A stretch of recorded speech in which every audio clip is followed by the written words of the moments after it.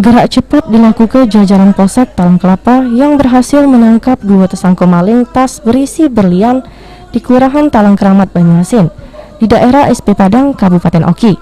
Berikut 5 jenis perhiasan sisa palingannya. Aksi para tersangka ini berawal dari mereka jingok tas korban di jero mobil.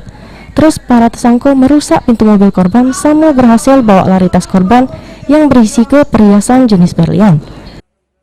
Ada tas yang ditinggal dalam mobil, dan yang bersangkutan membobol mobil dengan menggunakan kunci C.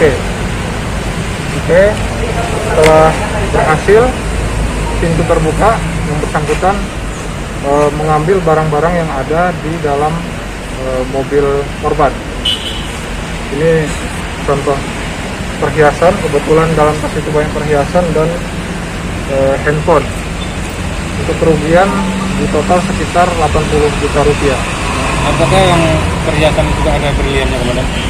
Ya, ini yang paling lebih tinggi dan yang paling mahal berlian. Untuk berlian ini belum sempat dijual ke orang, jadi bisa kita amankan. MA salah sikok tersangka yang ditangkap polisi ngaku kebingungan untuk jual perhiasan hasil kejahatannya. Pasalnya segala toko emas yang didatangi tersangka nolak beli perhiasan yang dipalingnya. Toko emas ada yang berani nawar? Emas atau? Yang nggak berani ada yang nawar, Pak. Kenapa alasan mereka? Katanya nggak tahu, pokoknya dia bilang nggak berani nawar katanya. Iya. Jadi kita sempat bingung jualnya kemana Iya. ya? Tahu berarti itu berlian?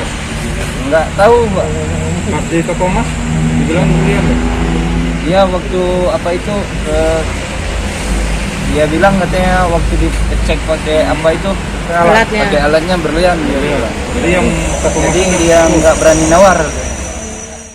Selain berlian, perhiasan lain yang berhasil dipaling sudah dijual ke seharga 12 juta rupiah.